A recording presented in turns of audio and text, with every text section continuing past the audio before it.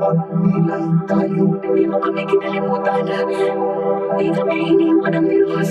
Magkakakita ka, pinagaling ka ng iyong pananampalataya. Ay malay mga bagay na Diyos lamang nakakagawa. Ngayong Semana Santa, 6 a.m. Saksiyan natin ang kanyang pagbabago. Anong nais mo sa amin, Jesus, na taga-Nazaret? Upang maging isang alagad ni Kristo. Hindi mo kami kinalimutan. Hindi kami iniwan ng Diyos. Magdalena on Thursday, 6 a.m. Saksiyan natin, anak, ang dakilang kwento ng kanyang mga wala. Gusto kong makakita.